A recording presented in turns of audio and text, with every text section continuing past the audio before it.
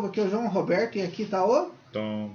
E hoje a gente vai falar dos 10 consoles, 10 videogames, 10 maravilhas tecnológicas indispensáveis para a sua coleção. Tom, por que a gente está falando sobre os 10 consoles indispensáveis? Porque ele não pode faltar na sua coleção. Boa! E desses 10, o primeiro é seu. Qual que é o seu primeiro item? É o SNES.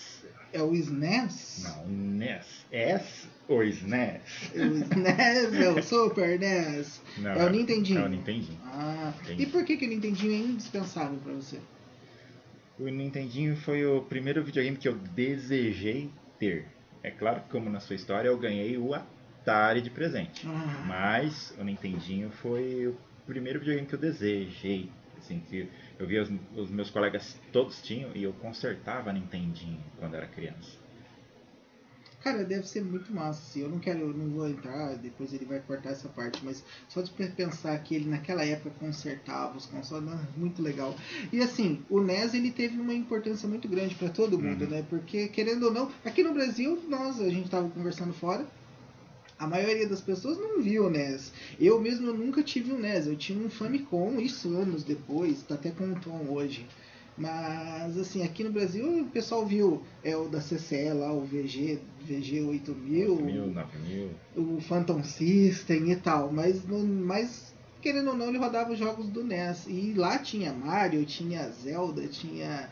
eu joguei muito aquele Mortal Kombat, tinha o Mortal Kombat do Nintendinho, piratinha, que era Mortal Kombat 5, se eu não me engano. Pior que era bom. Era bom. Isso lá em 1995, por aí mais ou menos, era o Mortal Kombat 5, que pegava os jogadores do Mortal Kombat 2 e eram dois na tela, eram dois de cada vez. Assim, era muito ruim o jogo, mas era bom. Não, eu era gostava bom, era de bom. jogar. Pior que era, assim, era ruim, mas era bom. Tipo, eu ganhei um cartucho, que foi você que me deu, do Street Fighter 2. Do Nintendinho. Nossa, é verdade, nem lembrava dele. Né? Do Nintendinho, que na verdade é do Nintendinho, mas a fita era de Famicom. Ele existe ainda? Existe, tá guardado. E eu lembro de... o meu irmão vendia sorvete na porta de uma fábrica pra gente poder alugar os cartuchos pra jogar. Eu tinha... todos os videogames que eu tinha que rodava a Nintendo era emprestado. E o meu irmão ia pra porta da fábrica e vendia sorvete. Ele alugou por uns dias o Street Fighter e eu peguei as manhas, porque aquele jogo é muito difícil. São 4 personagens difíceis pra caramba de você zerar. E ele foi devolver o cartucho. Ele fazia judô, eu fazia judô também. A gente rolou no meio do asfalto quente. E ninguém ajudou. Lutando judô pra ele não devolver a fita. E ninguém ajudou a parar. Não. Piadinha podre. O NES ele é importante e tal, ele é indispensável para qualquer um. Se você tem a sua coleção, se você está querendo começar a sua coleção, se você já tem a sua coleção, corre atrás de um NES que ele é importante. Segundo item. O segundo item. E o segundo item? O segundo item é o Mega Drive. Cara, esse Mega Drive, para quem tem, ó, cadê? Ele tá aparecendo aqui atrás? Não tá, tá aparecendo aqui atrás de mim aqui, ó. O Mega Drive. Você mudou de posição, né? Eu mudei de posição. Mega Drive tá aparecendo esse aqui é o da Tectoy. Bom, novo, fantástico. Unboxing em breve, hein? Tem que falar, né? Tem que dar o jabá. O Mega Drive, pra mim, ele foi muito importante, porque como você disse antes, eu comecei no Atari, mas eu queria um Mega Drive, porque eu queria jogar Sonic. Eu queria jogar Sonic 2 de qualquer jeito possível. Os 2 jogos que eu queria, eu lembro de fazer a listinha pra minha mãe, assim. Eu quero o Mega Drive 3 da Tectoy, tinha que ser da Tectoy, né? Porque era propaganda. Sim, sim. O Mega Drive 3 da Tectoy com 2 fitas. Street Fighter 2 Aí você me deixa Sonic triste, 2. sabia? Por quê? Porque eu sou do tempo do Mega Drive que vinha importado. E você vem falar que queria o Mega Drive 3? Mas isso já era 94, 95. Porque o Mega Drive, pra mim, sabe quando eu desejava jogar o Sonic? Sabe como eu joguei? Quando lançou o Sonic, foi aquele hype nas revistas, né? Eu fui num fliperama no centro de São Paulo, na Avenida São João. Uou! Do lado do Cinema Comodoro. Ó, faz tempo, fechou há uns mais de 20 anos, acho.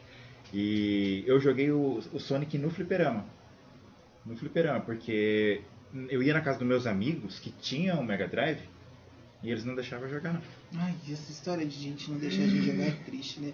E o Mega Drive ele foi muito importante, né, Tom? Porque o Mega Drive ele conseguiu bater de frente com o Super Nintendo naquela época. E aqui, você morou no Japão depois, então você é de outro mundo, morou na terra da tecnologia. Mas aqui no Brasil, a briga no recreio, né?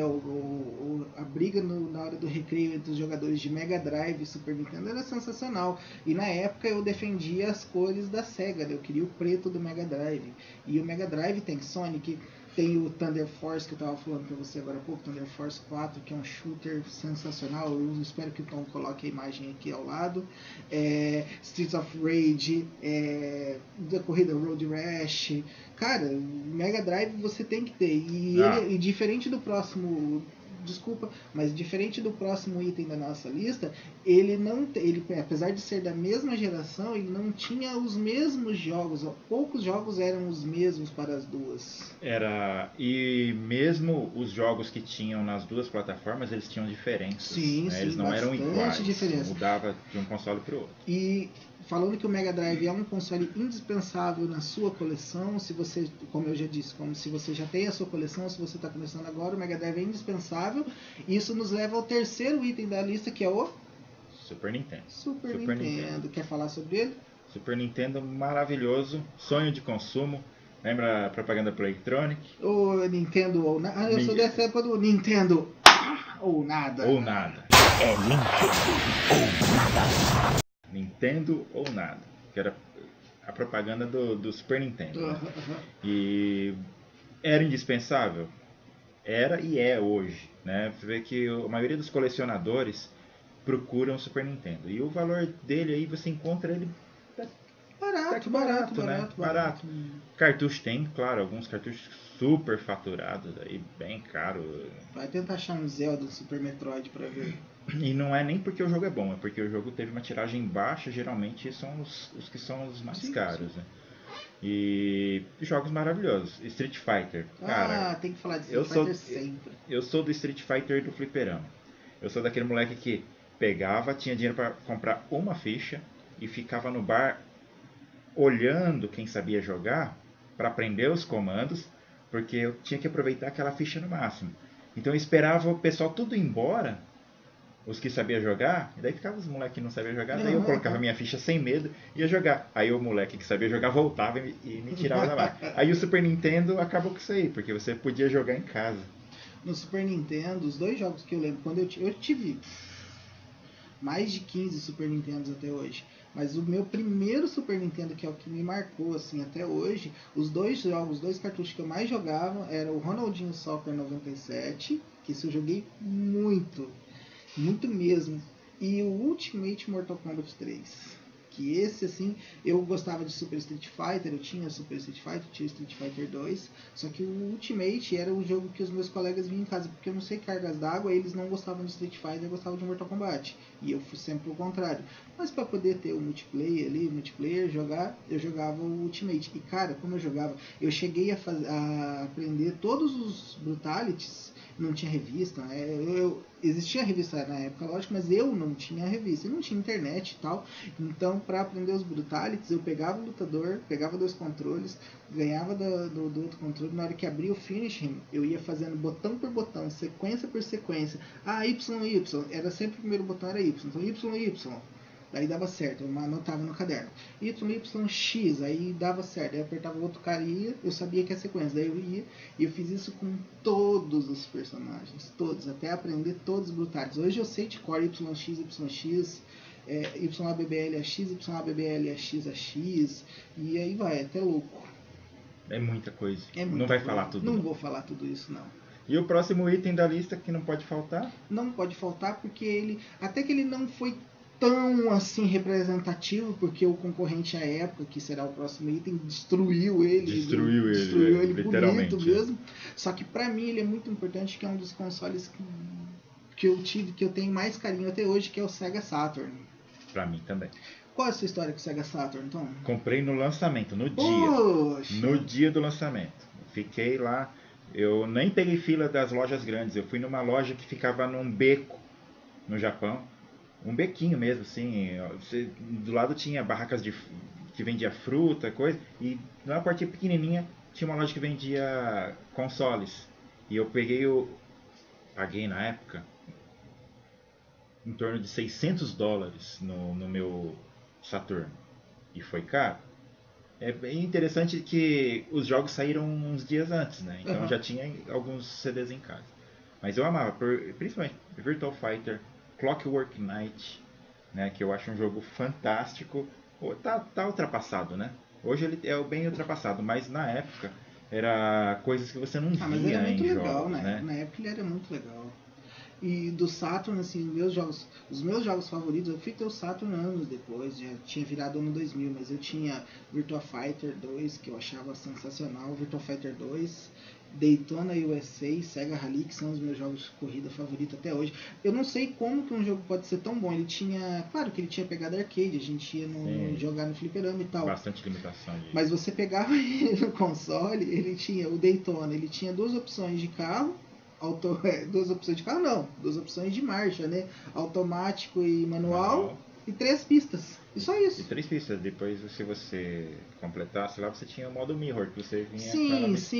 espelhado e do contrário. No Saturn, aí você tinha código para ter outros carros, mas na verdade era no mesmo carro com outras cores, né? Liberava os cavalinhos. Liberava o cavalinho, verdade. Então, assim, esse fantástico, o Sega Rally também, favorito. Nossa, amo o Sega Rally. Jogo até hoje, só que eu já jogo no PlayStation 2 e a pendrive daquele jeito. Eu jogava bastante o Virtual Cop. Virtual Cop legal. Virtual mas eu não Cop. tinha. É Gancon a arma dele? Não. Era Virtual Gun. Eu não tinha na Virtual época. Gun. Virtua Gun, isso eu não tinha na época, então não posso falar. Eu fui ter pistola só agora há pouco. Tem hora que você fica pistola, né? Tem hora que fica pistola. Continuando. PlayStation 1, que foi o destruidor do Sega Saturn, Nossa, infelizmente. o PlayStation 1 fantástico. Hoje em dia tem esse rage na internet, né? PlayStation 4 contra Xbox One, e tem esse negócio e tal. Mas o PlayStation 1 não tem quem. Eu desafio qualquer pessoa a vir falar pra mim que o PlayStation 1 foi um console ruim na época dele. Não foi. Outra. Quando lançou Fighting Vipers Era da concorrência. Exatamente.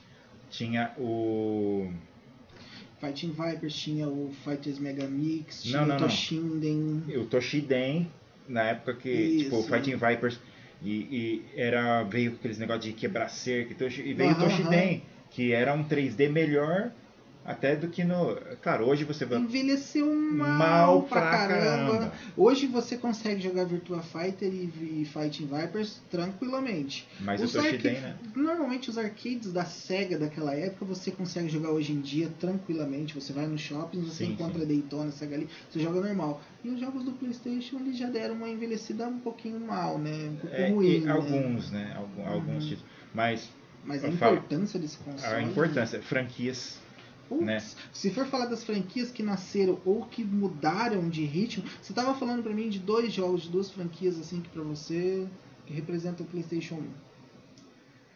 Biohazard, que é o Resident Evil e o Gran Turismo, né? Gran Turismo. Cara, Gran Turismo é sensacional, né? Cara, PlayStation 1, eu aposto que se você tem a sua coleção, você já tem, ou se você está começando agora, o PlayStation 1 já está na sua coleção. Ele é indispensável. Só que assim, se você for pensar no Gran Turismo, que a gente vinha de jogos como Top Gear, a gente vinha de jogos do Super Nintendo ali, do Mega Drive, do NES, que tinha ali uma pegada assim, eles tentavam ter uma coisa real assim, mas não dava. O que puxava um pouquinho o Virtual Racing, mas que pro console não ficou tão bacana. Exato. O Virtual Racing, ele é outra linha, outra pegada, isso fica para outro vídeo. Mas quando o Gran Turismo chegou com aquele realismo, que pra época era sensacional. Não, até hoje, se você pegar, claro, é muito pixelado. Sim. Não é que ele até envelheceu mal, mas o barulho do carro, a forma de controlar, o negócio de fazer drift nas curvas, não tinha na época. Tunar o carro, né? E ele era muito real, né? Você via assim, ele era muito tá escrito real, lá Real né? Drive Simulator. Mas a ideia não era o Real Drive Simulator, acho que ele fala mais da jogabilidade. Só que e tal. às vezes ele tava no replay e chegava a gente em casa e falava: Oh, que corrida é essa que você está assistindo? Verdade. Até porque verdade. a televisão era de tubo na época, né? Não, e o PlayStation 1 ele fez uma revolução pra gente, porque nós vínhamos do cartucho. É claro que tinha CD no PC Engine, é claro que o Sega CD tinha CD, é claro que o Saturn, que foi lançado antes, tinha CD. Só que o que popularizou nos games pra gente foi o PlayStation 1. Então, você tem um CD, era muito legal, aquele CD preto, que quase aqui no Brasil, ele no CD Japão... preto, o pessoal nem conhece CD preto. Não, ele no Japão é outra coisa. Agora a gente aqui no Brasil, o CD preto a gente nem chegou a ver. O que a gente via era o CD de demo, né, do PlayStation. Mas sabe que era legal? Se você quisesse fazer a copinha pirata, no Japão a gente comprava a mídia preta. Tinha ele já lá. Não era pra pirataria, porque era proibido, mas Aham. eles lançaram a mídia preta gravável. Que massa. A mídia preta eu fui ver ela aqui já bem depois, não tinha nem que ver.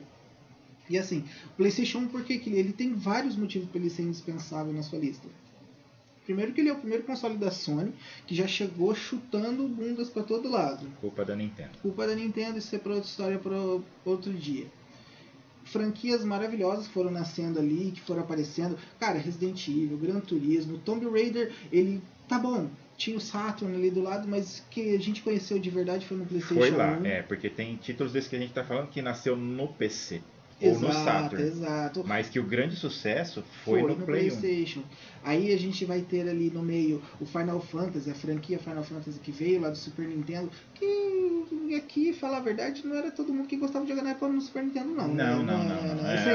Esse negócio que o pessoal fica falando aqui na internet que eu jogo Final Fantasy desde o do Nintendinho e não sei o que, é um ou outro, tá, gente? Não fica acreditando em todo mundo que fica falando que amava Zelda também. Zelda, não fica acreditando. Eu amo Zelda. Não. Eu amo Zelda, mas gente, o último... nós sabemos que esses jogos são bons, nós sabemos que esses jogos são importantes. Só que na época, as revistas de videogame, que era quem dava o nosso suporte pra gente saber o que jogar ou não, preferia colocar os jogos de aventura, os de plataforma e de luta. Eles não davam tanta ênfase para um Final Fantasy assim. Até porque vai fazer um detonado de um Final Fantasy. Quantas revistas? Eu tinha revista detonado dos Simpsons. Nossa, é verdade, né? Eu tinha isso. detonado dos Simpsons, eu tinha detonado de vários jogos. Eu comprava a revistinha e tinha tudo, segredinhos, onde é que tá aquela vida secreta, tudo. Vai fazer isso com Final Fantasy? Não faz, não tem. E aí quando o PlayStation chegou trazendo Final Fantasy VII com aqueles gráficos e tal, que eu vou ser sincero pra vocês, eu tô falando aqueles gráficos, mas ele foi uma revolução, as magias e tal. Mas eu sempre preferi Final Fantasy VIII, que tinha uma pegada mais... Era mais adulto, os personagens tinham uma proporção um pouquinho mais real. Ele era cartunesco, né? Tipo, o braço era maior do que a mão, a proporção assim era as bolotas, né? Sim. Fora que você já falou do Resident Evil 2 do PlayStation 1 é o meu jogo favorito do PlayStation. Não tem nem o que falar, assim. Resident Evil 2 é vida dentro dos games. E isso nos leva ao próximo console da nossa lista de indispensáveis, que é mais ou menos dessa mesma época, que é o